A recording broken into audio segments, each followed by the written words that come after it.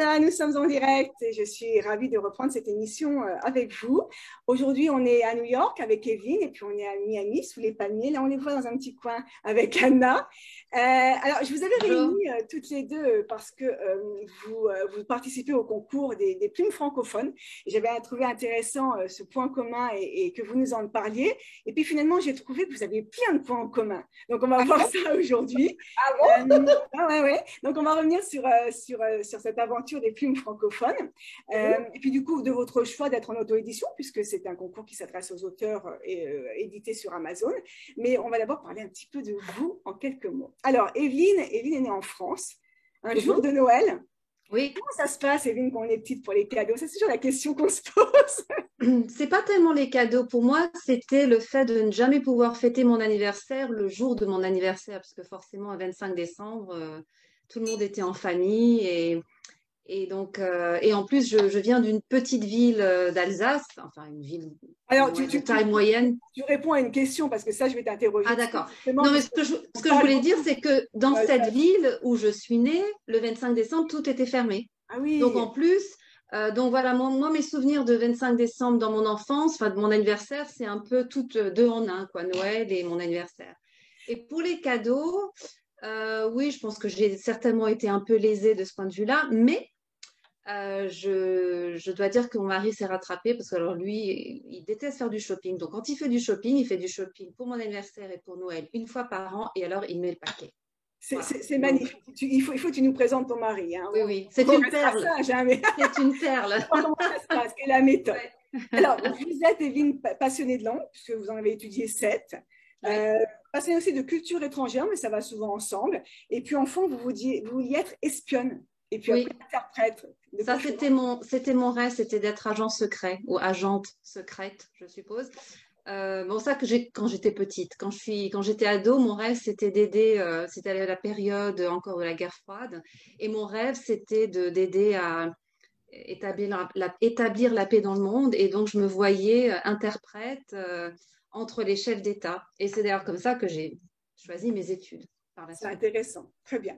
Autre petit point commun, puisque Anna a des origines belges et que vous avez étudié à Bruxelles, Evelyne, à l'Institut supérieur des traducteurs et interprètes, et vous avez Absolument. étudié Listi, l'anglais, Listi, Listi. L'ISTI, exactement, oui. J'ai étudié à l'anglais et l'ISTI. le français.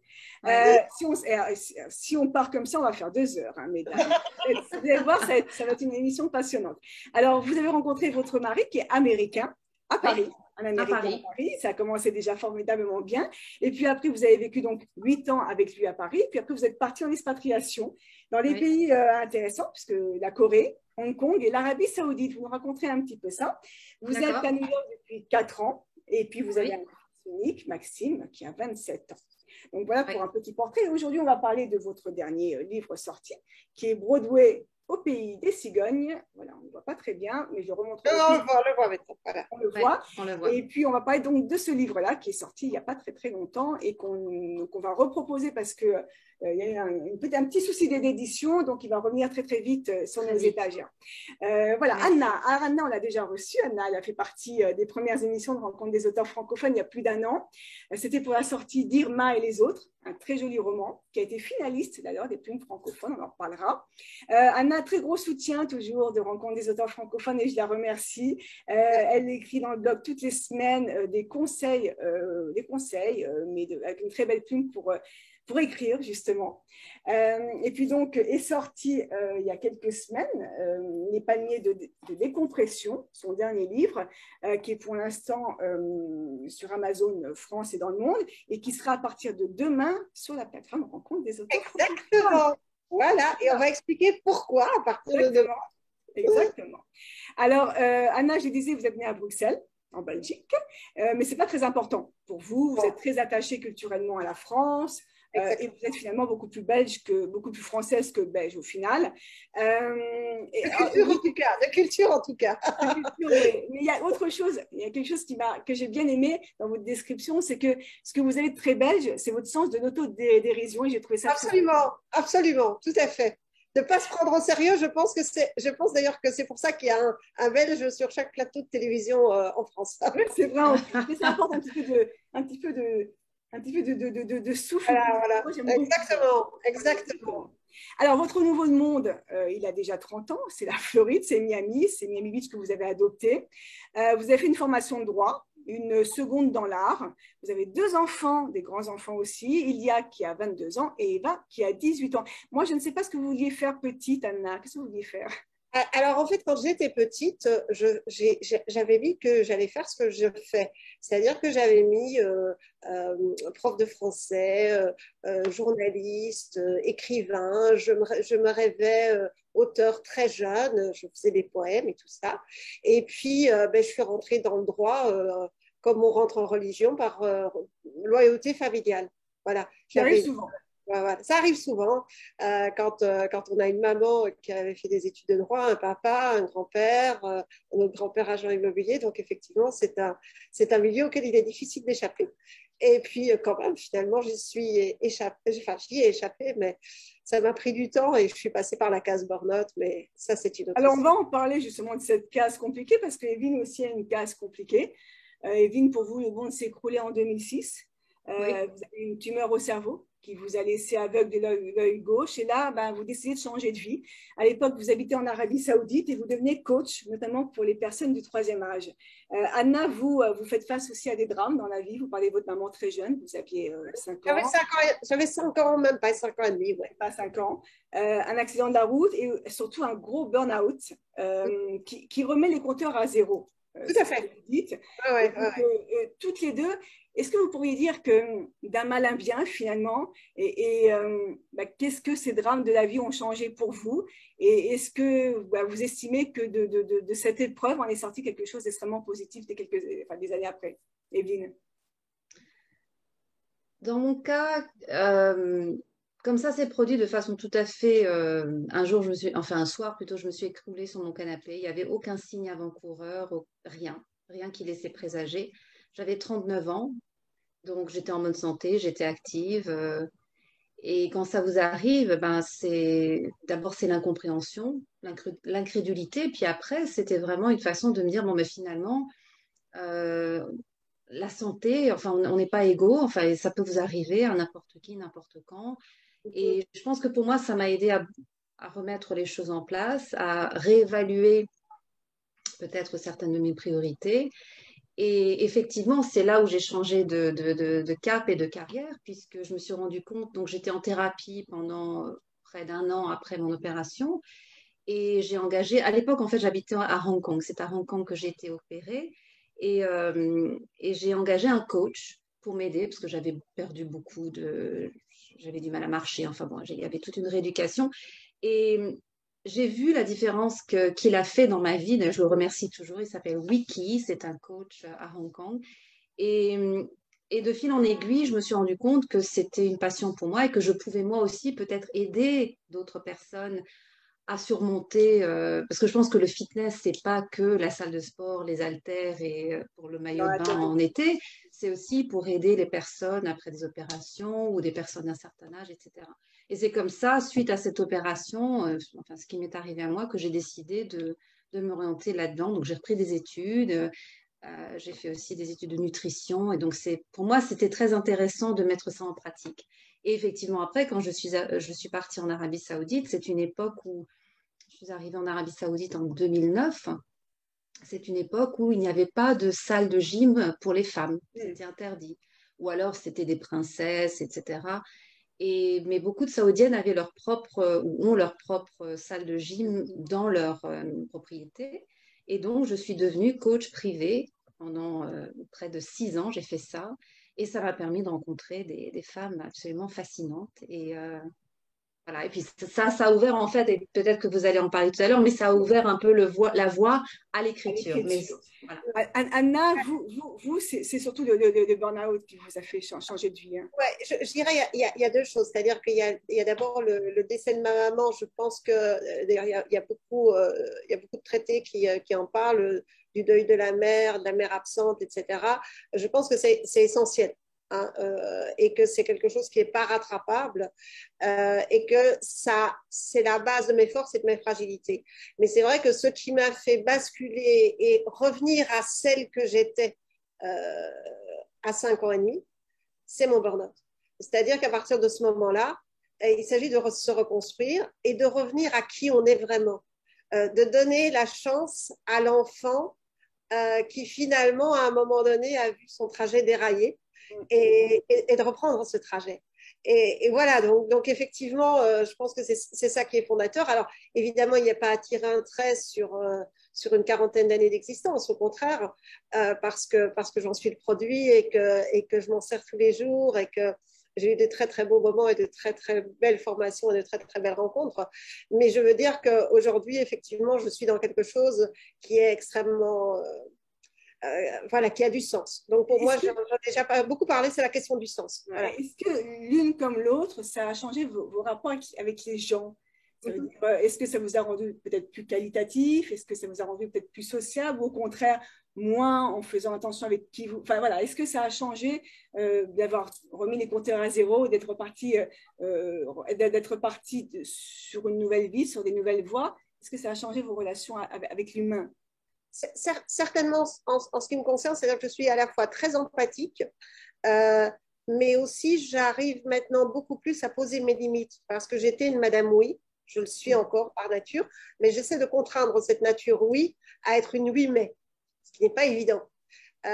Et évidemment privilégier l'essentiel sur l'accessoire. Et donc ça, je pense que c'est effectivement d'être passé par des choses qui sont graves, qui nous fait décanter nos rapports.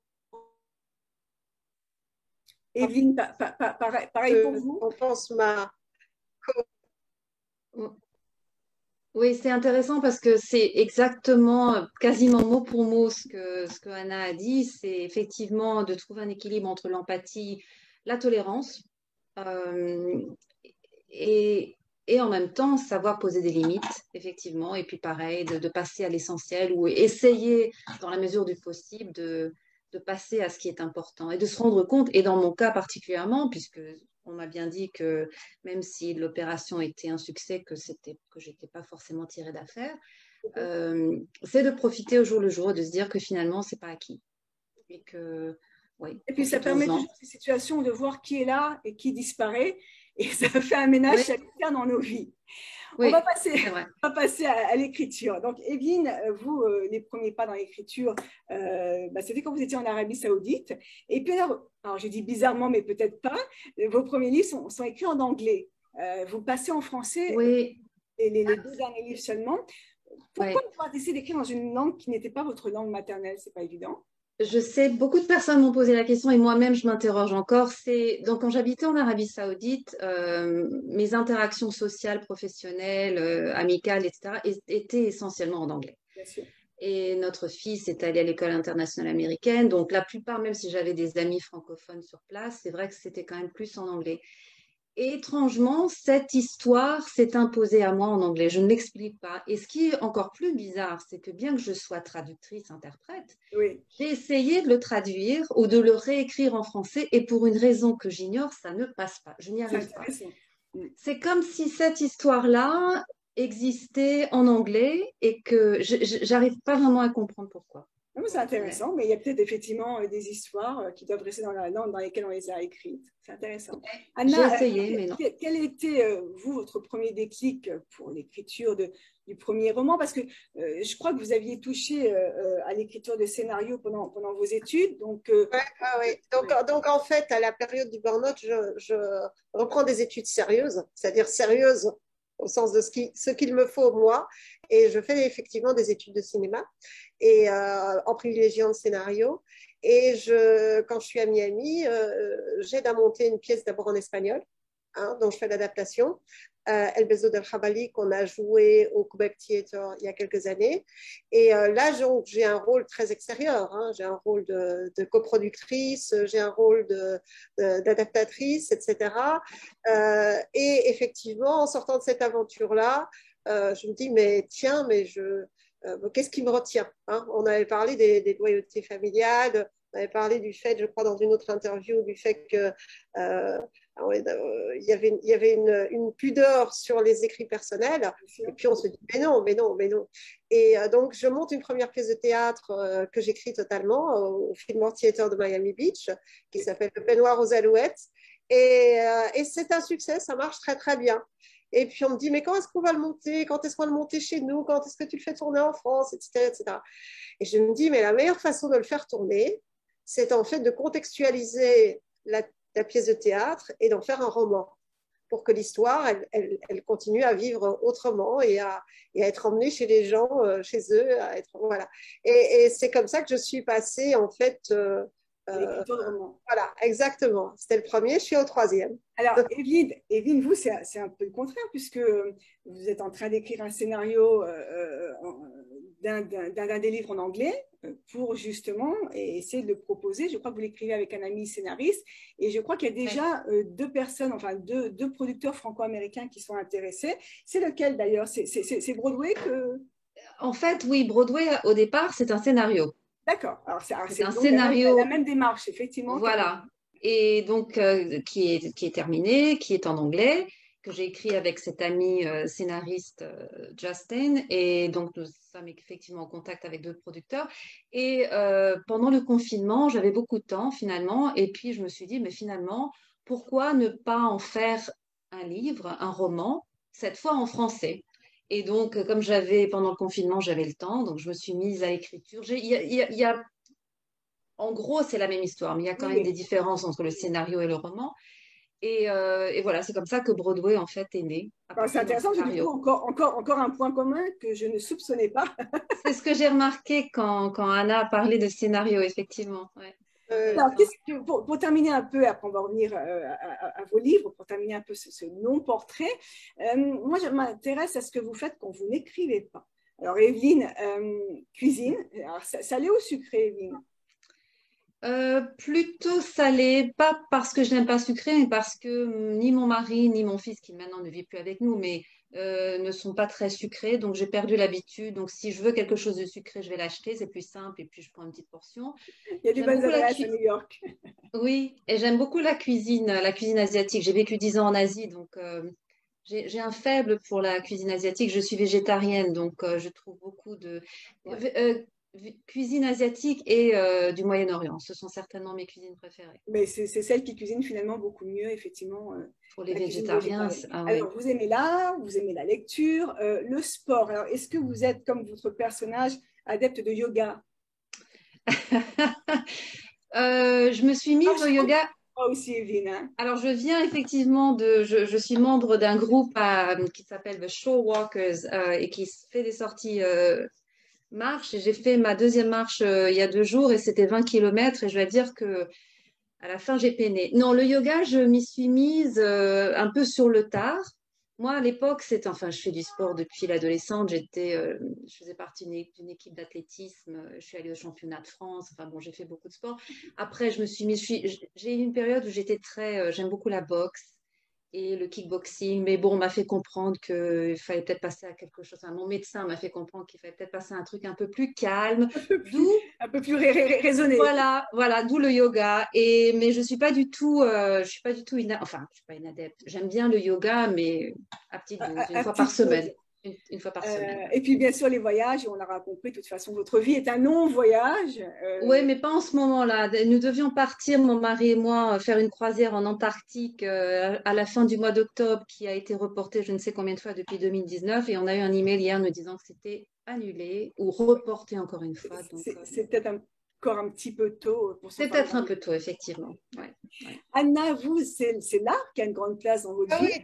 Et notamment la photo. D'ailleurs, je pense que ce qu'on voit derrière vous, Anna, c'est une signature. Ça c'est voilà. Michel. Aujourd'hui, le travail de l'art, ça reste aussi prioritaire pour vous? Ah ben oui, tout à fait. Donc en fait, moi je dirais que je suis totalement anti-sport. Sport... Non, mais je ne pas avoir que les points communs. Je suis radicalement... Même le yoga. Ah oui, je suis radicalement contre. Je suis totalement opposée au sport. Donc moi, mon seul sport, c'est de descendre à la piscine, d'un petit peu faire quelques longueurs et puis de m'occuper de mon jardin. Mais sinon, non, je suis radicalement opposée au sport. J'ai pas du tout envie d'user mon corps à ça. Je trouve que j'ai déjà assez torturé mon corps pendant les 50 premières années de mon existence, donc je vais lui foutre la paix pour les 70 prochaines années. Et parce que j'espère bien vivre jusqu'à 120 ans. Je pense que ça m'est dû. Après la vie raccourcie de ma mère, je pense qu'on peut me rajouter des années. Et 120 me paraît un minimum. Donc, non, non, donc j'ai pas du tout envie d'user mon corps. Donc j'essaie d'utiliser mon esprit au maximum et j'essaie de rattraper le temps. C'est-à-dire, j'ai beaucoup de choses à faire et j'écris. Je fais du coaching d'auteur. Mais ça, on en parlera après. Je fais de la Moi, ce qui correction. m'intéresse de Je savoir, fais, Anna, voilà, c'est comme artiste pluriel, donc tout ce travail de je l'art. fais de la photo. Voilà, c'est ça.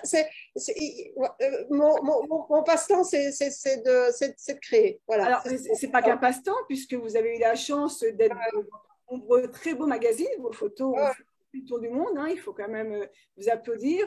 Dans Vogue aussi, il me semble. Voilà, ouais, des ouais. photos du tour du monde.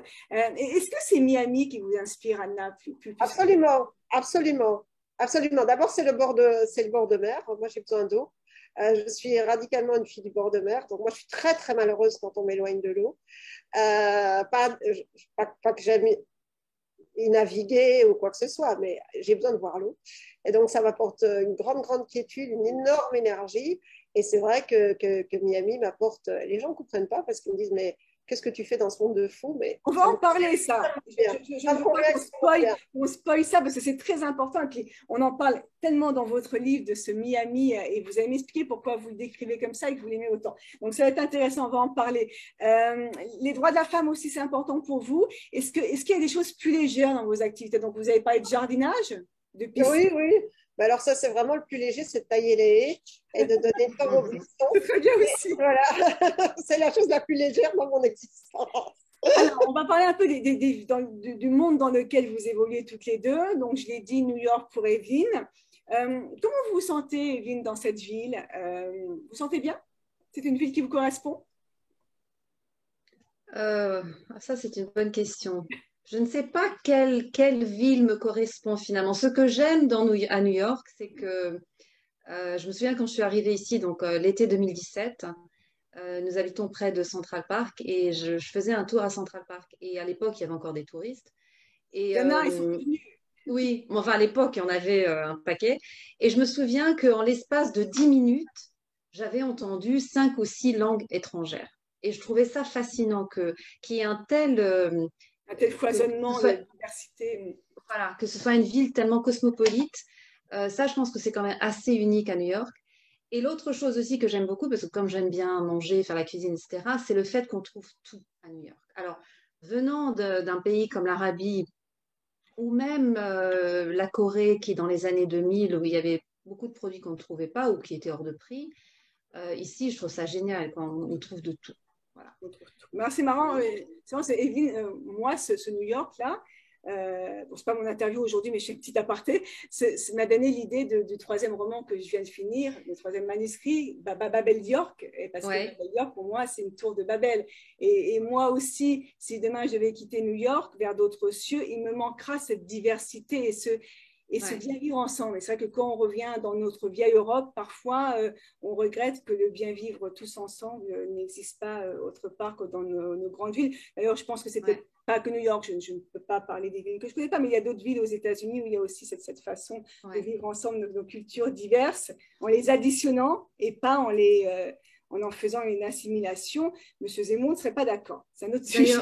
D'ailleurs, j'aime beaucoup le titre, hein. Babel York, je trouve que c'est très. Gentil. Oh, c'est ça, Ouais, non, non, c'est captivant. c'est Ouais. gentil. Evelyne, je sais que vous allez régulièrement en France. Quelle est votre relation aujourd'hui avec la France? Et Anne, je m'excuse, Anna, combien on a de chats? C'est le deuxième chat qu'on voit à l'écran. Combien il y a de chats dans cette maison? Alors, il y a que deux chats, en fait. Il y a le chat de ma fille.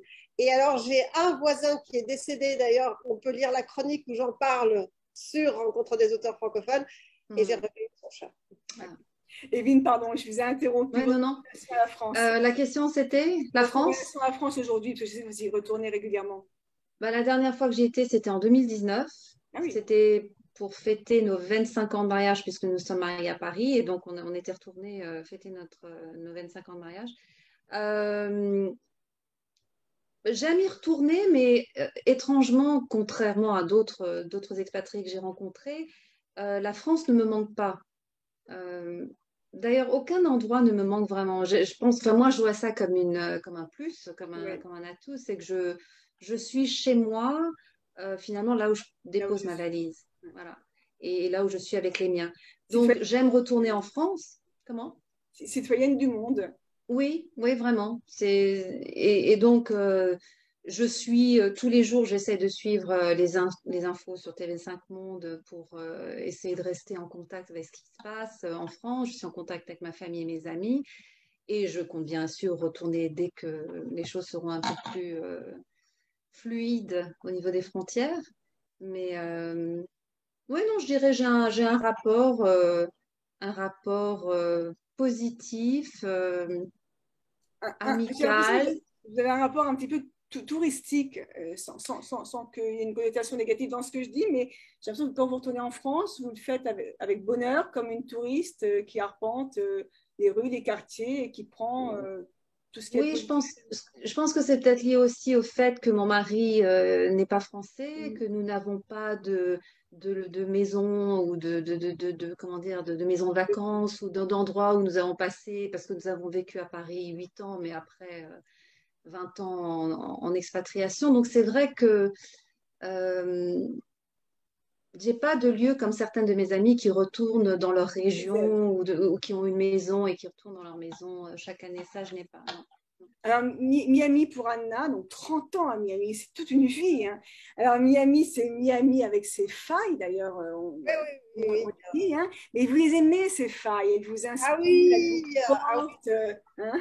Ah oui, oui, oui, justement, je trouve que c'est ça qui est extraordinaire. C'est un asile de fous en plein air et C'est pas faux. et c'est tellement rafraîchissant parce qu'on se sent tellement normal après quand on rentre chez soi.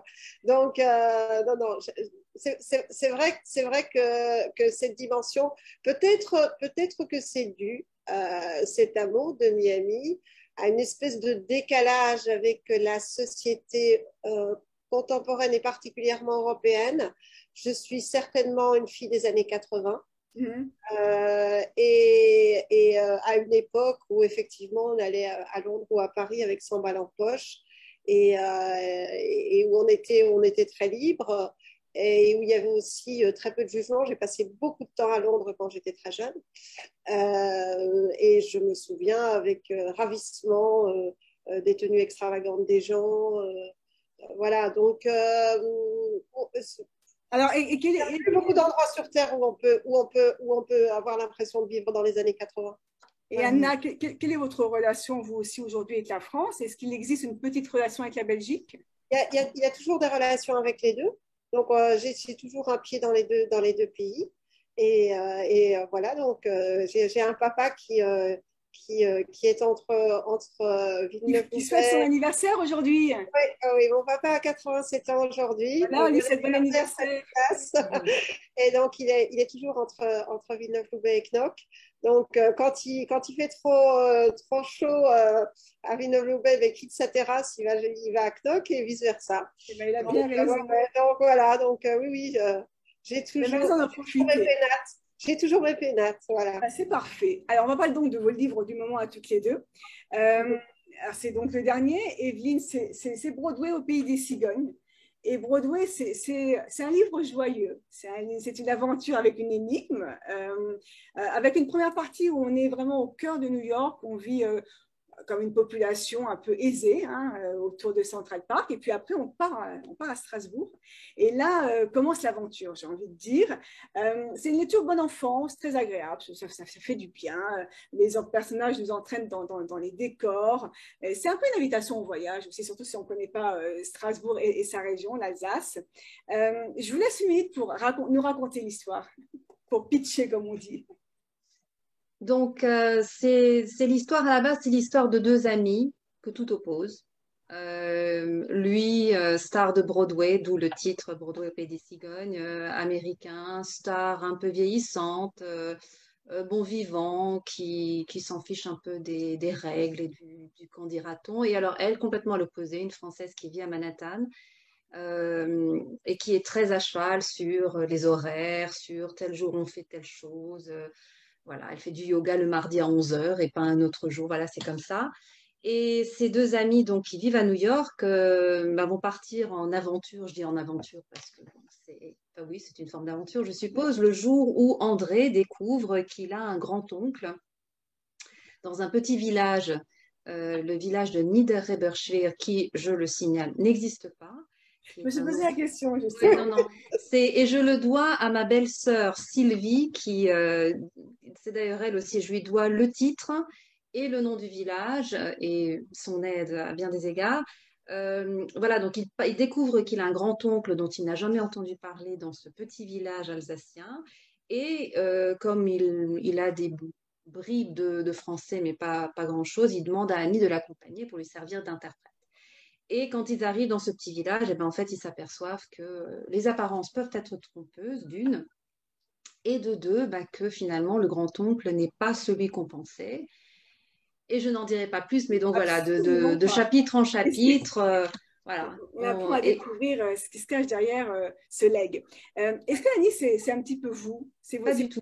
pas du Alors, tout.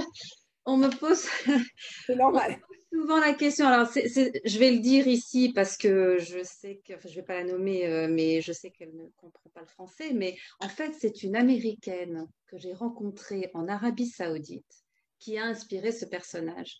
Et vraiment, elle fonctionne comme ça. Et à l'époque, quand je l'avais rencontrée, je trouvais ça, enfin pour moi, c'est tellement étrange ce concept d'avoir un jour par activité, et puis on peut pas le faire à un autre moment, parce que moi, c'est complètement l'inverse. Je trouvais ça tellement intéressant comme concept, je me suis dit, je vais donner cet attribut à un de mes caractères dans un de mes livres. Et c'est comme ça que Annie, bien que française, c'est pas du tout moi. Enfin, c'est pas du tout moi. Si, il y a certainement des petites choses qui ressortent quand on écrit. Je pense qu'en tant qu'auteur, il y a toujours des petites choses qui ressortent. Tout comme Monsieur André, bien que mon mari ne soit pas une star de Broadway, il y a bien sûr des petites choses qui ressortent qui sont mon mari. Entre J'espère autres, parce que, quand ils font leurs valises. Voilà. parce que pour moi, Euh, Monsieur André, c'est un peu Michel Serrault dans La cage aux folles. Absolument. Et Donc, si c'est votre mari, oui, non, non, c'est pour ça que je précise. je Mais précise. il y a effectivement des petits éléments où j'ai pensé à lui Alors, ou des choses qu'il a dites. Ouais. donc, vous l'avez dit en début d'émission, pourquoi l'Alsace? Et je vous repose la question parce que c'est un peu chez vous, l'Alsace.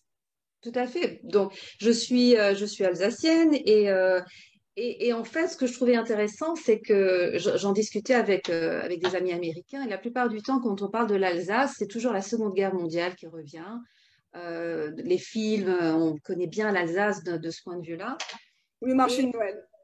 comment? Ou le Et marché de oui, Noël. voilà, d'un point de vue touristique, le marché de Noël et la tarte flambée, etc.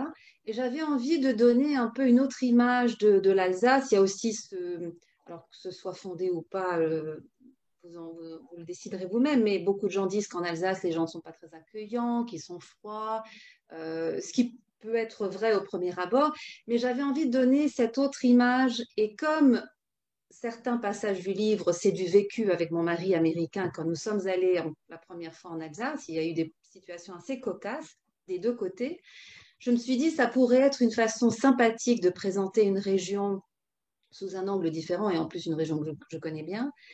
Et, euh, et oui, puis je voulais pas le faire à Paris parce que c'est vrai qu'il y a tellement d'histoires qui se passent à Oui, non, Paris. c'est Donc beaucoup plus voilà, je me intéressant. Moi, suis j'ai dit que ça appris pouvait plein être de choses. sympa. Ouais. J'ai voyagé avec les personnages, donc c'est sympathique. Anna, alors, le livre est assez étonnant. Alors, vous m'avez prévenu. Alors, c'est toujours étonnant, les livres d'Anna. Ce pas des livres qui sont filés du début à la fin avec une espèce de ligne rouge. Là, on est vraiment... bon, il y a deux histoires qui vont se retrouver au fil du récit, être une seule. C'est un récit qui commence par la fin. Alors, ça arrive qu'un récit commence à la fin, sauf que là, on va dans le sens inverse. C'est-à-dire que souvent, quand un récit commence à la fin, hop, on arrive au début et on redécouvre l'histoire step by step. Là, non. Là, on est à la fin et on tire une pelote de laine pour dérouler, pour mieux rentrer dans le monde des personnages. Alors, une minute, Anna, de votre côté, pour nous raconter ce livre. Eh bien, on suit deux personnages, en fait, un couple qui se sépare, et on va remonter le fil de leur histoire pour comprendre qui ils sont et se rendre compte effectivement que les occupations de la dame et ses attentes quant au monsieur font que dès le départ, c'était incompatible. Et voilà, on remonte en même temps par palier de décompression. Donc, le titre le dit, c'est un lapsus calami. Donc, j'écrivais les paliers de décompression à un copain en parlant des histoires de couple. Et mon iPhone a corrigé et a mis palmier. Et puis il m'a dit, oh, mais c'est trop mignon, ça, il faut que tu le gardes. Et le lendemain, je lui ai envoyé un message en disant, oh là là, oui, j'ai décidé, voilà, je vais appeler mon livre Les paliers de décompression. De toute façon, c'est votre style, Anna. Hein, donc l'idée, ouais, exactement, jouer sur les choses, voilà. Et en fait, ces paliers de décompression, ces paliers de décompression, ce sont les respirations où on parle de l'histoire d'une vieille dame suicidaire dont on va comprendre le rôle au fur et à mesure. Exactement. Et puis alors, j'en parlerai après, mais c'est vrai qu'on est presque à la fin et puis on fait ah, quand même, on ne s'attendait pas à ça. Alors, dans ce livre, on a aussi tous les clichés de Miami, hein, qui ne sont pas des fake news, hein, pour le coup. Non. On a l'agent immobilier, l'arnaque de l'appartement, la mentalité locale, les expatriés, tout y est. Moi, j'ai juste une petite question parce que Miami change énormément. Il y a 300 000 New-Yorkais qui ont été relocalisés pour de bon en Floride. Il y a une flambée des prix sans précédent. Et beaucoup de Californiens aussi qui nous rejoignent. Beaucoup de Californiens. Ouais, oui, des Californiens. Comment vous la sentez, vous, cette transformation de la ville? Est-ce qu'elle est visible quand vous voyez? Et deuxièmement, est-ce que vous pensez que c'est un bien pour la ville? Petite question d'actualité. Alors, je dirais que rien n'est mauvais pour cette ville parce que c'est une ville qui se réinvente en permanence. Et on a eu beaucoup de moments où on se dit elle est perdue, quand il y a eu des périodes très très compliquées dans cette ville sur lesquelles je ne vais pas revenir parce que sinon ça ne sert à rien, je ne vais pas pouvoir faire des nouveaux romans dessus. Mais donc c'est une ville qui a connu des périodes très très compliquées, mais chaque fois elle se relève.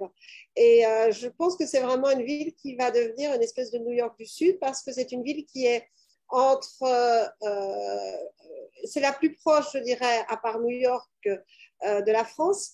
C'est la plus proche pour l'Amérique du Sud, c'est la plus proche pour les New-Yorkais. Il y a une phrase en anglais qui dit ce qui est bien avec Miami, c'est que c'est la ville la plus proche des États-Unis. Et tout est dans ce paradoxe-là. C'est-à-dire que c'est pas les États-Unis. C'est un melting pot, mais c'est ce qui est le plus proche des États-Unis. Et c'est ce qui fait vraiment que je pense qu'il ne faut pas avoir peur. Alors, il y en a qui mettent des autocollants maintenant sur leur voiture. Je ne sais pas si vous avez vu ça. Don't New York, my Florida. Don't New York, my Florida. Au sens, voilà, n'apportez pas vos excès de régulation, vos angoisses, vos psychanalyses.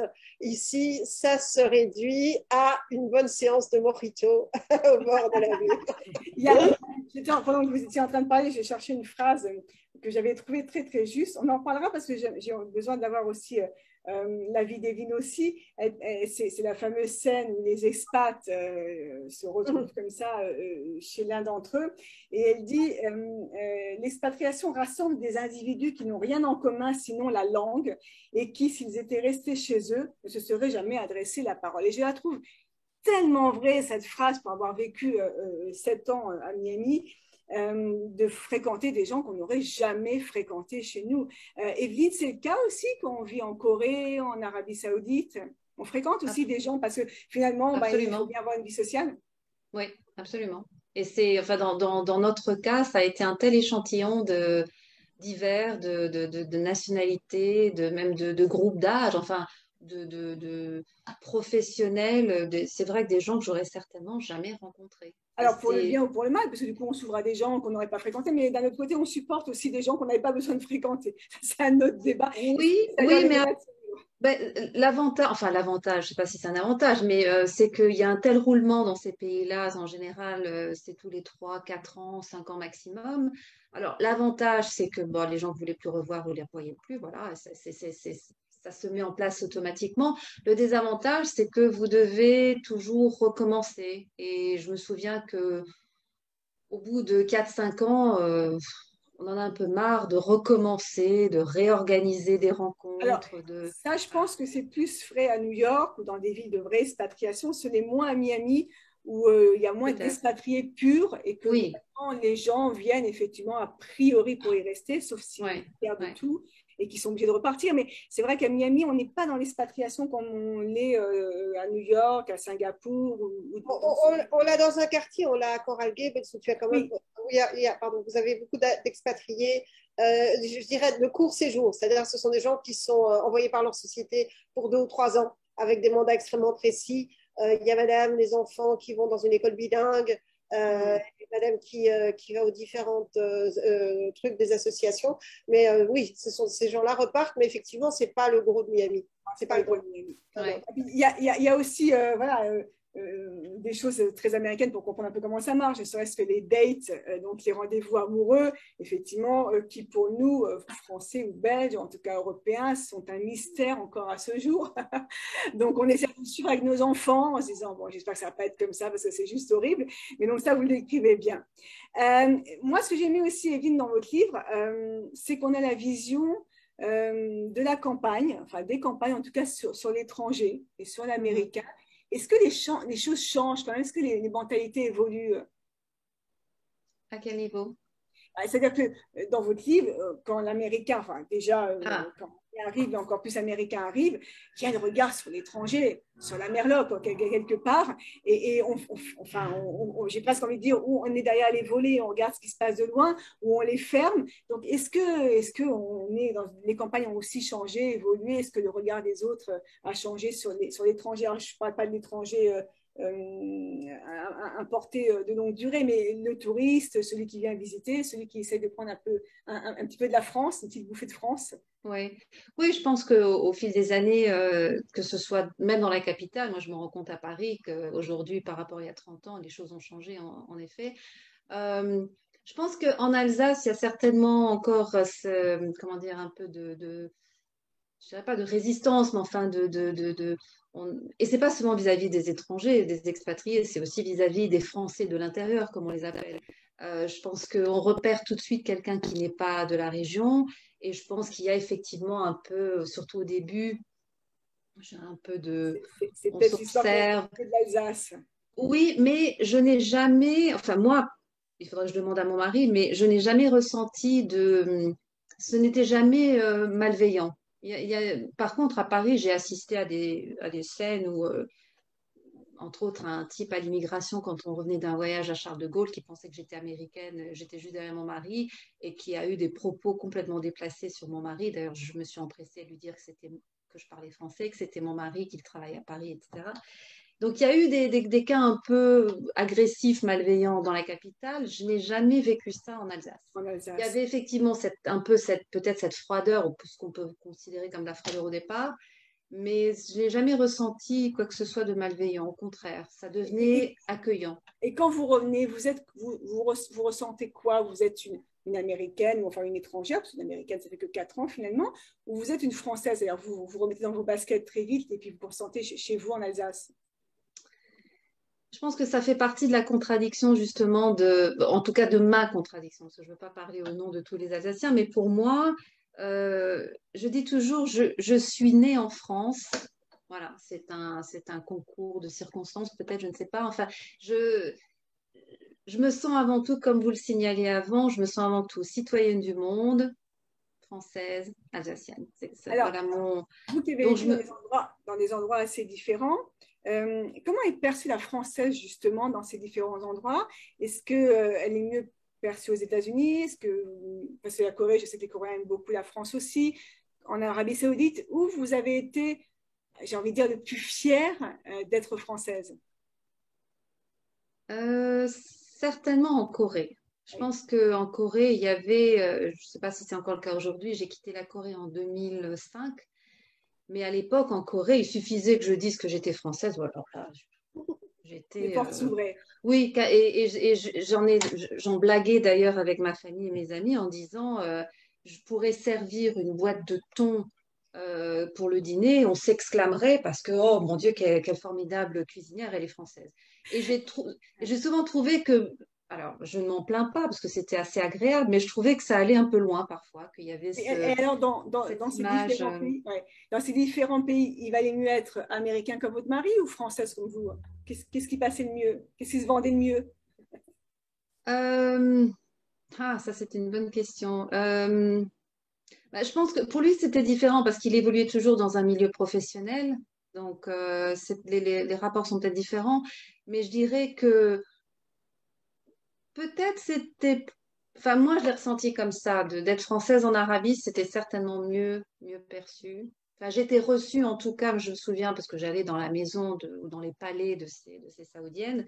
Et je me souviens une fois, l'une d'elles avec qui je commençais à travailler, qui m'a dit, «Ah, mais vous êtes française. Ah, j'ai eu peur, je pensais que vous étiez américaine.» Oui, intéressant. C'est Euh, pour ça que je posais la question, parce que je sais que ouais, parfois, dans certains pays, il y a cette euh, influence. en Corée, je pense qu'il y avait cette admiration sans borne, quasiment sans borne pour la France. Et tout, hein, les vins français, la cuisine française, la mode, tout. Enfin, Oui, vraiment, il suffit. Voilà. d'ailleurs, Evelyne, on peut expliquer qu'à New York, il y a effectivement beaucoup de commerces qui sont à enseignes françaises et qui sont des enseignes coréennes, ne serait-ce Oui, que Paris Baguette, Paris Baguette, exactement, c'est une une compagnie enseigne coréenne coréenne. Ouais. et qui Et qui fait de émerge très bons. Ah ouais, non, partout. mais qui fait de très bons produits d'ailleurs. Non, mais ici à New York, c'est pareil. Je ressens aussi quand on me demande d'où je viens, que je dis que je suis française. En général, l'accueil est très Les étoiles dans positif. les yeux. Ouais. Oui. Enfin, moi, je n'ai jamais ressenti d'agressivité, ni de mépris ou quoi que ce soit de négatif par rapport Alors qu'Anna, à Miami, à c'est un mon peu passeport. différent parce qu'on est quand même dans une ville à 70 à 75% hispanisante.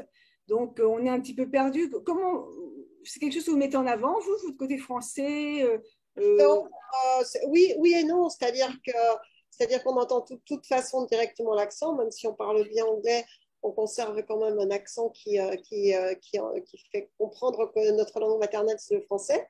Donc, ce qui est toujours surprenant, c'est quand les gens essaient de répondre au moins un mot en français, c'est tellement charmant. Merci. Et puis, il y a quand même aussi un vrai intérêt pour la culture française, que ce soit au niveau des gens qui suivent des cours. Et par exemple, moi, je me souviens d'une anecdote. J'avais le soir même de la première de ma pièce au Fillmore Theatre, donc ça remonte à il y a quelques années.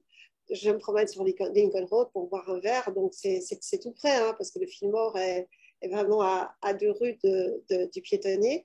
Et y a des Américains qui m'arrêtent et qui disent «Oh, c'était formidable» en anglais. Et alors, je leur dis «Vous êtes venus voir mon show?» Ils disent «Ouais, on est venus voir votre show.» Et je dis «Mais vous parlez français?» Et là, ils disent «Non, non, non, non, mais on a appris à l'école et on est allé voir parce que comme c'était un spectacle en français, il n'y en a pas beaucoup. Et c'était Hmm. bien, c'était bien.» Donc voilà, ils étaient contents. C'était une pièce rigolote en plus. Hein, c'était du boulevard moderne, hein, le Non. peignoir. Mais Donc, non, on ne se rend pas compte à quel point et ils étaient les tout Américains contents. aiment le son du français, aiment le Voilà. son Et donc, de ils avaient bien perçu que c'était du boulevard moderne et c'était bien amusé. Alors, ils n'avaient peut-être pas compris toutes les subtilités parce qu'il y a beaucoup de jeux de mots dans le peignoir, mais beaucoup, beaucoup. Je joue beaucoup sur la langue. Mais enfin, ils s'étaient régalés, quoi. Et ils m'arrêtaient comme si j'étais une vedette, alors que c'était mon premier soir de C'est première sympa. pièce. C'était en C'est français, sympa. quoi. C'était trop mignon. Voilà. Alors, Intérêt. on va essayer d'aller un peu plus vite parce qu'il y a encore plein de choses à vous demander et l'heure file. Alors, votre bibliographie, Evelyne, donc il y a 2 livres en anglais pour commencer, 2 livres en français. Quelque part, celui-là, Broadway, c'est un peu la suite, même si on peut le lire sans avoir lu le premier, c'est un peu la suite du premier en français, Les Aventures de Mademoiselle Annie. Anna, troisième roman, on en a parlé. Vous traduisez, Anna, aussi, vous Oui. traduisez, vous êtes Ah, oui, ouais, ouais. littéraire, on vous retrouve tous les mardis dans le blog de rencontre des auteurs francophones, mais pas que. Vous assistez, vous avez d'ailleurs fait un formidable programme pour le lycée français de New York avec des élèves. Ouais, alors ça, c'est ce que j'ai fait pour le lycée français de New York. Et donc, ce sera aussi disponible bientôt Ah au oui, rencontre des auteurs francophones. ouais, Donc, j'ai à vous hâte de le tout proposer parce que c'est un travail extraordinaire. qui sera Et en anglais et en français. c'est un Voilà. travail en plus, c'est joliment écrit. Donc, c'est vrai que souvent le coaching est emmerdant, pardon, et qu'on ne fait pas vraiment attention à la langue. Et non, on n'est pas dans le conseil, on est dans une jolie écriture. On a un vrai plaisir à vous lire, même si on ne cherche pas à devenir américain du jour au lendemain, mais américain écrivain. On a plaisir à vous lire en tout cas. Evelyne, est-ce que vous avez des participations et peut-être avec d'autres auteurs, d'autres choses que votre propre écriture? Donc actuellement, je viens de commencer mon deuxième scénario, toujours avec ce même ami qui est devenu maintenant un ami, Justin Jackson. Et alors nous l'écrivons en anglais. Et il s'agit, je ne vais pas trop en parler déjà maintenant, mais il s'agit en fait d'une espèce de James Bond féminin. Voilà. Wow, ok. À Voilà. suivre donc. Ben, on revient donc aux amours de jeunesse. Et des aventures au Moyen-Orient, parce que bon, il en faut bien quand même un peu. Ah oui. Alors, vous êtes toutes les deux auto-éditées. Avant de parler du concours des plumes francophones, la première question, c'est pourquoi avoir choisi l'auto-édition l'une et l'autre? Ah ben, je peux très facilement répondre. Donc, moi, c'est pour pouvoir être directement en accès avec le lecteur, pour la facilité, la réaction et la réactivité de ce médium. Bon, moi, je suis tout à fait d'accord de travailler avec une maison d'édition, mais une grosse maison d'édition. Donc, à défaut de grosses maisons d'édition, je suis très, très, très, très, très ravie d'être chez Amazon et ils m'ont fait un très, très gros plaisir l'année dernière puisque j'étais dans les 4 finalistes. On va en parler. Evelyne, c'est un choix aussi, l'auto-édition? Non, pas vraiment. En fait, je voulais signaler qu'il y a un autre point commun avec Anna, puisque mon premier roman s'appelle The Polar Bear and the Palm Tree. Donc, il y a un palmier Exactement. Voilà, dans mon histoire aussi. Et j'aime beaucoup les palmiers de décompression. Je trouve ça excellent comme titre et l'histoire derrière. C'est Oui, vraiment... mais on avait déjà le peignoir, donc voilà, on avait déjà, déjà l'oreille. Donc, votre aventure aujourd'hui, c'est celle des plumes francophones. C'est un très, très beau concours, hein, donc organisé par Amazon pour ses auteurs. Peut-être Anna, qui le connaît bien, peut-être rappeler en une phrase ce qu'est ce concours. Alors, c'est un concours qui, si je ne m'abuse, en est à sa 6e édition, qui est ouvert à tous, sauf, je crois, l'érotique. Donc, tous les genres. On rentre son manuscrit en ligne entre le 1er mai et le 31 août de mémoire. Donc, il est clôturé pour cette année. Et alors, il sélectionne 4 ou 5. Alors, il y a eu des variations d'après les années. Et puis il y a un prix. Donc il y a eu des années où il y a eu 3 prix. Il y a en général un prix des lecteurs. Il y a eu toutes ces dernières années un prix du jury et pendant un an, TV5 Monde s'était joint à la démarche et il y a eu un prix TV5 Monde. TV5 Monde s'est retiré de l'organisation, donc actuellement il n'y a plus que le prix qui est décerné par Amazon. Voilà comment ça se passe. Donc actuellement, les finalistes devraient déjà être connus, en tout cas par eux, parce que c'est aux alentours du 30 septembre que c'est. Alors, il faut quand même dire, Anna, qu'il y a beaucoup, beaucoup de prétendants. Je crois que l'année dernière, il y avait 1400, 1500 personnes. Oui, il y avait plus de 1400 manuscrits l'année dernière. Je pense qu'on est à peu près au même nombre cette année-ci. Et donc, sur ces 1400, il y en a 4 qui sont 4 ou 5 qui sont. Et Anna, vous étiez parmi les 4 finalistes l'année dernière. Exactement, j'étais dans les 4 finalistes de l'année dernière. Ils avaient beaucoup, beaucoup aimé le roman. Malheureusement, avec la Covid, il n'y a pas eu de remise des prix comme ils le font chaque année à Paris. Donc, ça, c'était un petit peu frustrant. Et donc, il n'y a pas eu on va dire, le ramdam qu'il y a d'habitude. Et là, ce qui est assez amusant cette année, donc je me demande ce que ça va donner.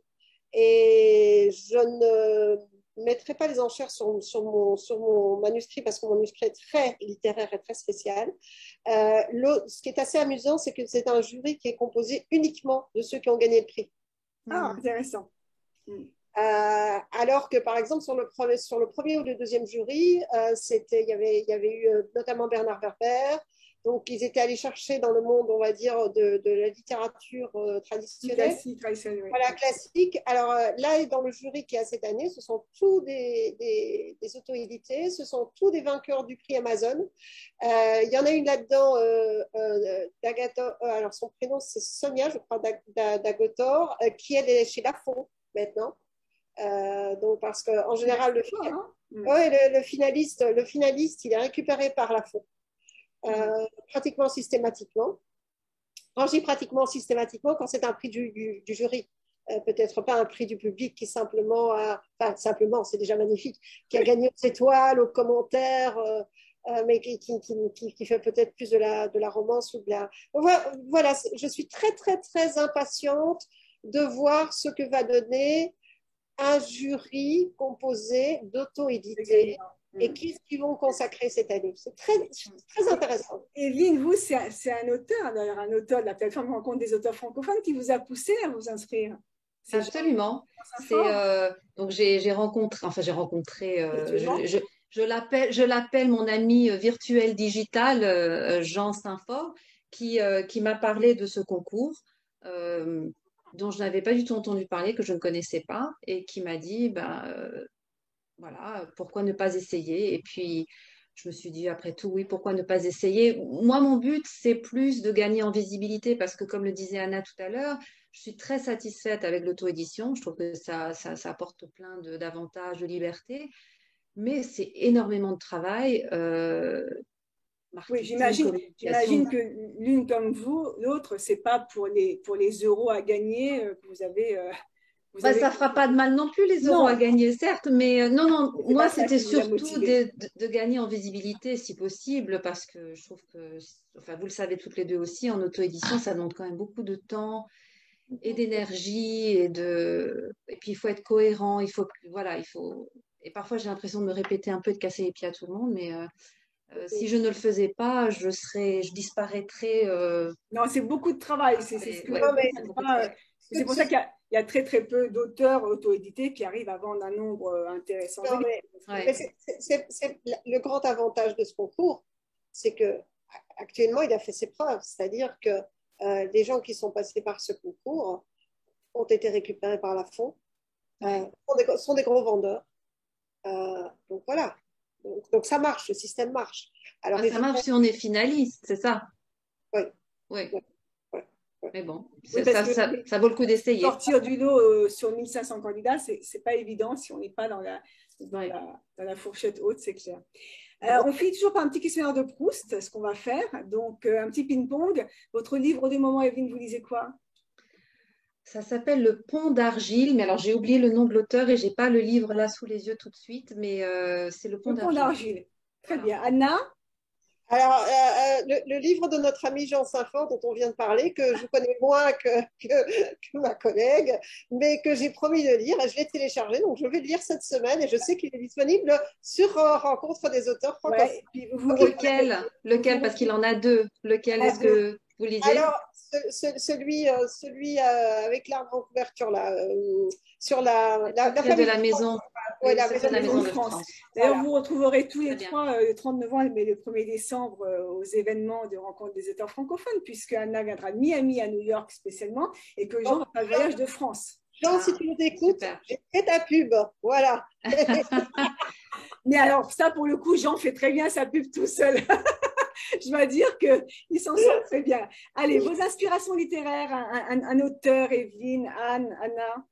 Ah, mais écoute, moi, c'est extrêmement traditionnel et c'est extrêmement ancien. Donc évidemment, Marguerite Yourcenar, hein, que j'estime être une espèce de marraine symbolique dans mon ciel d'auteur. Et puis sinon, moi, je reste attachée à des auteurs extrêmement traditionnels que j'ai vus quand j'étais jeune. C'est Kessel, c'est Troya. C'est bien, c'est bien. Ouais. Il ne faut pas dire que ce qui sort.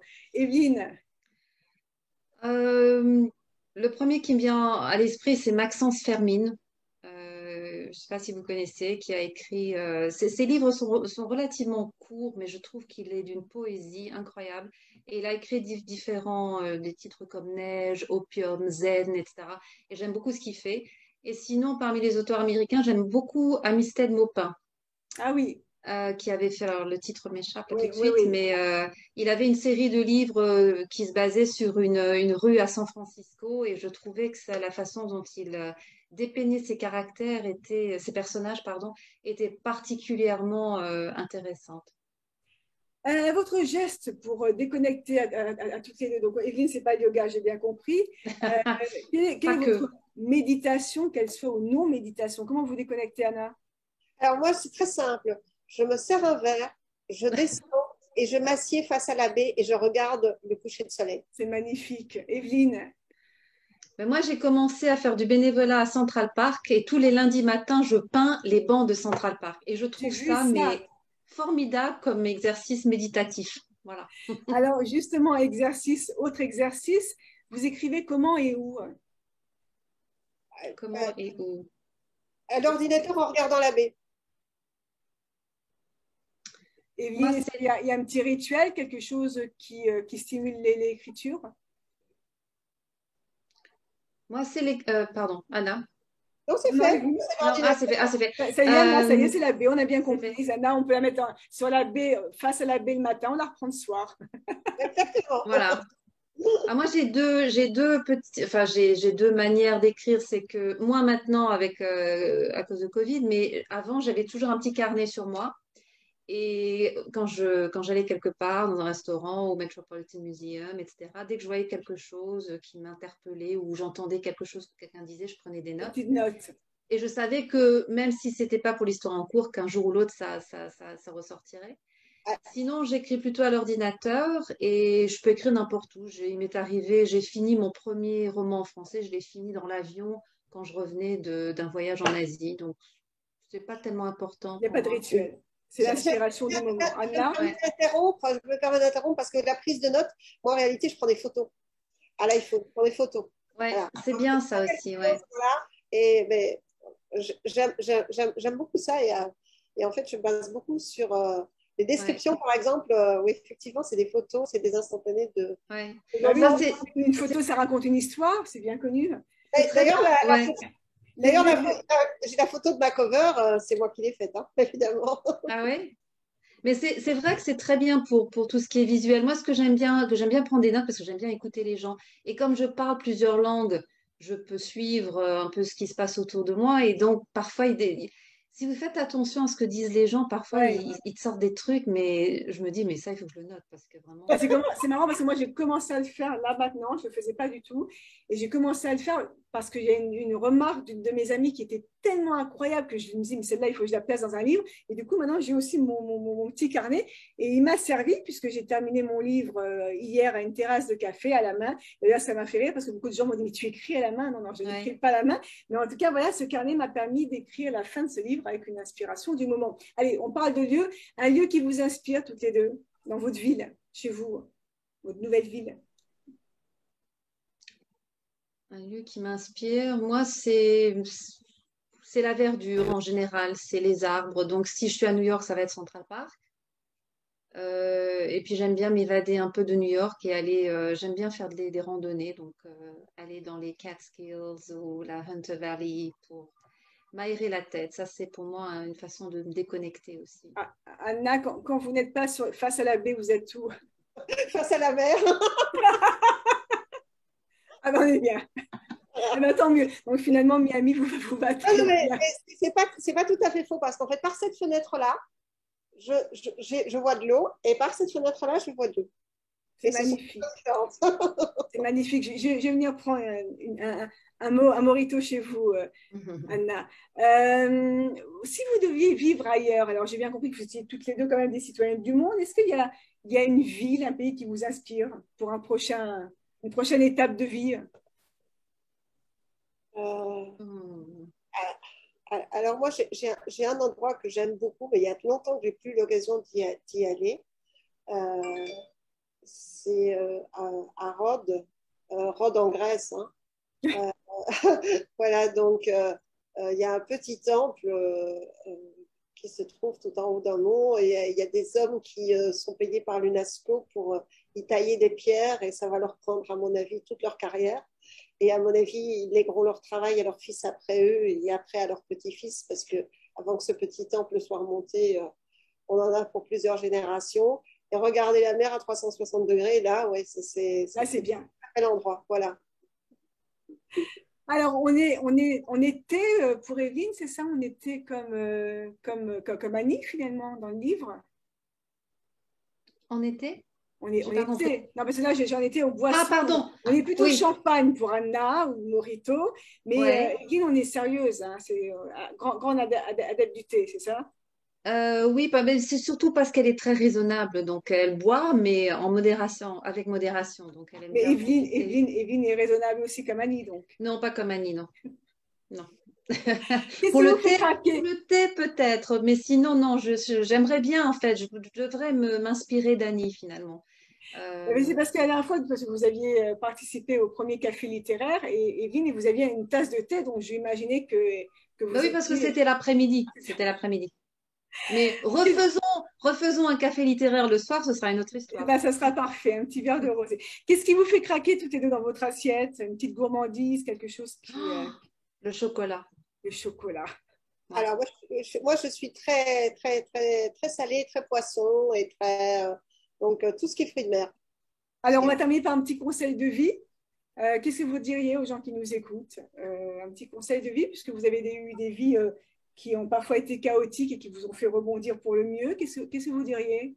Alors, je commencerai par dire n'oubliez pas de dire je t'aime à tous ceux que vous aimez, parce qu'après, c'est trop tard. Et voilà, donc c'est super important, les gens, ceux auxquels on tient. Il y a des gens dans ma vie qui sont partis, qui sont décédés, auxquels je n'ai pas eu le temps de dire je t'aime. En tout cas, pas assez, ou pas assez bien. Donc ça, c'est la première chose. Et puis, deuxièmement, ne faites pas de sport, ça ne sert à rien. Bon, Evelyne n'a rien entendu. Evelyne, un conseil. Alors, faites du sport.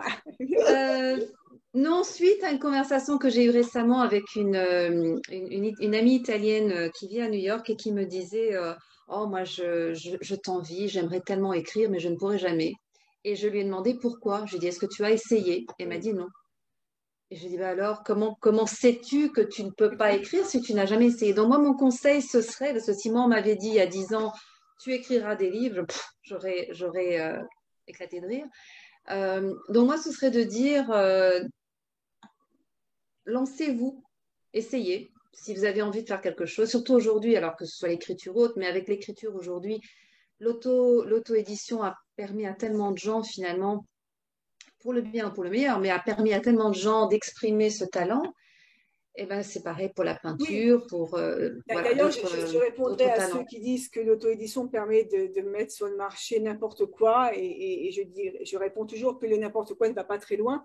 Et que finalement, C'est vrai. ce qui se vend bien, ce sont des livres qui valent le coup, qui ont un talent. Donc, ce n'est pas très grave s'il y a n'importe quoi sur le marché, parce que de toute façon, ça n'ira pas loin. Et Ouais. les gens oublient toujours que Proust s'est auto-édité. Hein. Oui, Hmm. et ce n'est pas le seul. Et nombre de nos grands auteurs, Yasmina Reza, etc., ont commencé par l'auto-édition, n'ont pas Ah trouvé oui? d'éditeur. Et je crois que c'est Yasmina Reza, je crois que Je ne c'est sais son pas. troisième manuscrit qui a finalement été édité. Donc voilà, ne vous désespérez pas. Si vous avez du talent, ben, vos livres se liront, seront lus, se vendront. Et puis, ben, si vous n'en avez pas, vous seriez fait plaisir d'écrire votre petit livre et de le tenir entre vos mains. Donc, je rappelle que nous recevions Evelyne Fallows avec son livre Broadway au pays des cigognes, qui va revenir sur la plateforme Très d'ici bientôt. quelques jours, peut-être quelques semaines, on va voir.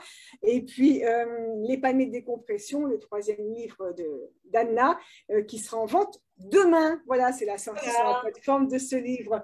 Je vous en reparlerai demain, d'ailleurs, je vous le représenterai. Merci d'avoir été là. Merci.